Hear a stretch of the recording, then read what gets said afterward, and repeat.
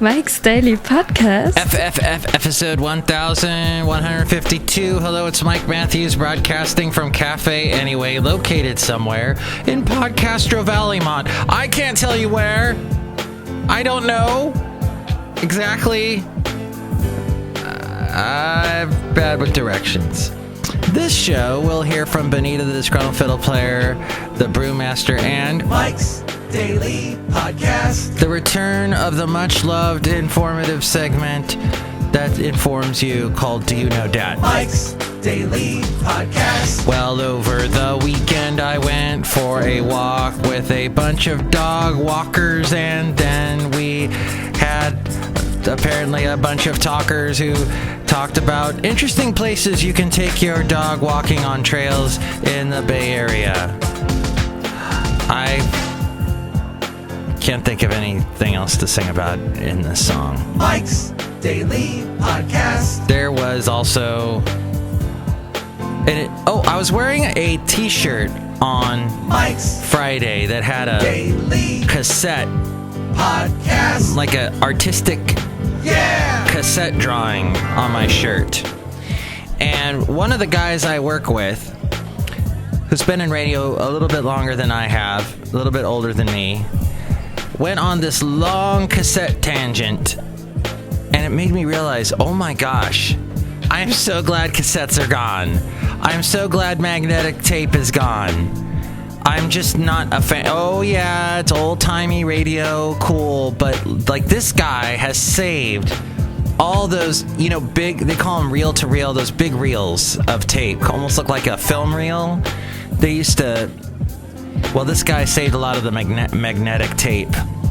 And apparently he's got some big important things on there, like, actual performances of the Metropolitan Opera in New York from like way back in the 60s.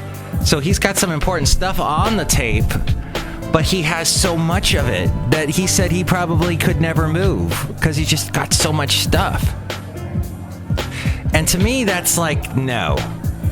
I know I got a lot of stuff. I got a lot of cassettes. I moved in a couple of years. I moved like 3 times, and I somehow let's say I took all the cassettes that I had and divvied them up. Look, just walked in.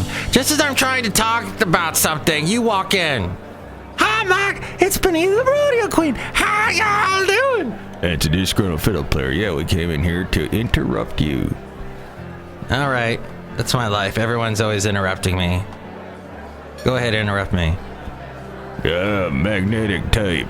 You were saying something about it. Oh, yeah, just that I had a lot of cassettes, and you can hear actually some of the interviews I saved on cassette on the cassette cubbyhole at mikesdailypodcast.com. But really, it takes up so much space, and it's so wonderful now in our digital world how we can take up so little space. It's all hard drive space, but... who cares as long as the hard drive doesn't die? I guess a cassette could break, but I got very good at splicing cassette tape back together again. You gotta take some scotch tape, your little scotch tape dispenser, and cut a piece off. Oh, look who else just walked in. Hello, Mike. I'm at the root beer. I'm the Brewmaster. Oh, boy. Brewmaster, what are you doing this morning? Mike, I am cooking up some delicious breakfast. Oh, you are? Right there, cooking it up. On our stove. That's right here. Yeah, on the stove. That's right here. I like to do my show right by the stove. Ah!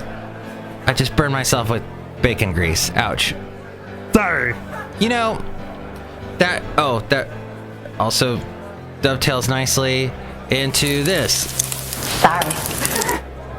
Well, you would make the little thing, and then you had to use an X-Acto knife to get it to really work, to get it right at the right spot. And then the cassette would never really be the same because you had this really thick chunk of scotch tape holding the rest of the tape together. It was a plan, anyway. Anyway. Yeah, anyway. Anyway. Cafe anyway. But it got the cassette to work. So, magnetic tape, glad it's gone. don't care about it. I won't talk anymore about it because I was bored to tears by the end of the conversation of him talking about the cassette of the tape, magnetic tape, because it brought back to me so many memories of working with magnetic tape. I was not a fan. Not a fan. I love the digital. But, you know, we live in a digital world.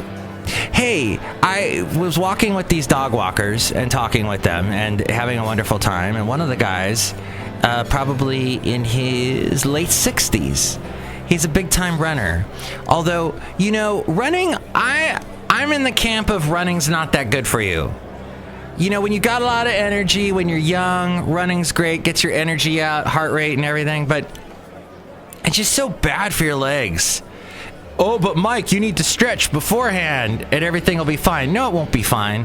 And this guy, he tore like something in his leg from all the running that he did and had to cut his 8 miles of running every day down to 2 miles. And he looked at me, because he was one of the dog walkers, and he said to me, "You're not a runner, are you?" How am I supposed to take that? This guy lacks a filter or something. He, you know, I know possibly I'm overly sensitive or something, but I guess I don't look like a runner. I guess I'm a fat, so he said that, and I'm like, all right. And then he also said something about Basil the boxer, the wonderful dog that I own, and said, oh, he's a boxer. Yeah, he'll die at 8 years old. Yeah, you want to know the age of Basil? It's 8. So thank you. And that's a lie. Boxers don't all die at 8. A lot of them make it past that. I met a 13-year-old boxer the other day in Hayward, so shut up. What is it with some people lack filters? They don't hear what they're saying, and they don't take their audience into consideration. I don't get that, you know? Yeah, oh, thank you. Nice dog. Your dog's gonna die tomorrow. Thanks. What is that? So last show I was discussing Beauty and the Beast and how I saw that on Thursday in Podcaster Valley, and it's done by this church, and at the end one of the preachers for this church comes out and he tries to bring, you know, the story of Beauty and the Beast around to the Bible. Why is it preachers need so much affirmation from the audience? They're always like, they're like, I'm talking to you and I'm not saying, don't you think that? Or a lot of people today go, yeah, so I was walking with dogs. Dog walkers are cool, right? They say right a lot, right? And then you do that, right? And I don't need affirmation from you. I'm telling you something. I'm entertaining you or informing you or something. I don't know what this is. But why do they're always like, can I get an amen? That's what they say a lot. Can I get an amen? Why do they need so much affirmation? Are they that insecure? Anyway, Mike'sDailyPodcast.com is a wonderful website that has all the past podcast pictures. Speaking of which... And here's today's podcast picture. Today's podcast picture is a little discussion between me and the wonderful engineer we have here at Cafe Anyway, John Deere, the engineer, who just happened to walk in. Hi, Mike. Yeah, I need a lot of affirmation. I'm very insecure. There, you're great. Thank you. Can I get an amen? No. Oh, okay. Yeah, so that's a picture of us discussing something. I don't know exactly what. I haven't drawn it yet, but it's a cartoon there at Mike'sDailyPodcast.com. Also, all the past shows and past interviews I've done. And you can help out the show. There's a link there to Amazon. Click on that link and buy whatever it was you were going to buy on Amazon. That helps us out tremendously. Thank you. There's also a PayPal link if you're going to donate to the show. You'll get a special greeting from all the Cafe Anyway characters. And, well, let's get to Do You Know Dat? It's Bison Bentley's Do You Know Dat? Hey, this is Bison Bentley, and Mike Matthews has a couple of stories that'll make you want to ask yourself, do you know that? Do you know that? Do you know that? Do you know that? Do you know that? I just find it interesting. At the Republican convention a couple weeks back, there were no Republican presidents or former presidential candidates except for Dole. And Bob Dole has been on record as saying he dislikes the Tea Party. So I don't know what he was doing there because there were a lot of Tea Partiers. Actually, there wasn't, right? Because Ted Cruz was the big Magnus Opus Tea Partier. And he was there, but he was not happy being there. And he didn't ever endorse Trump during the whole thing, which was the big controversy. So Trump is blaming the media. He's blaming that the elections are going to be rigged. He's just spreading as much paranoia-ness anywhere he can. He's got a big paranoia hose and he's spraying it everywhere. He's covering all of his bases in case he loses. He'll have thrown so many questions out there and uncertainty about our government. Oh, but Mike, it's already there, the uncertainty of our government. Yeah, actually, you were supposed to say that, Disgruntled Fiddle Player. Well, it's just implied. That there's uncertainty with the government? Yeah, the government's a big, bad, horrible thing. But once Trump becomes president, he'll be part of the government, and he'll be a big, bad thing. Yeah, but right now he's not. Okay. So don't think about the future then. Just go on with your story. Okay. Oh, was Benita gonna leave? Bye!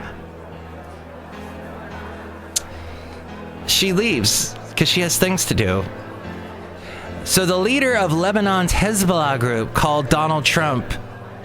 cited Donald Trump in accusing the U.S. and President Obama of creating the Islamic State, becoming the latest American adversary to quote or praise Trump. Echoing him, Syed Hassan Nasrallah also accused Democratic nominee Hillary Clinton of helping create the militant Sunni group, a rival to the Shiite Hezbollah. Both are considered terrorist organizations by the U.S., and Nasrallah's remarks revived a claim that Trump initially trumpeted and then downplayed as being sarcastic.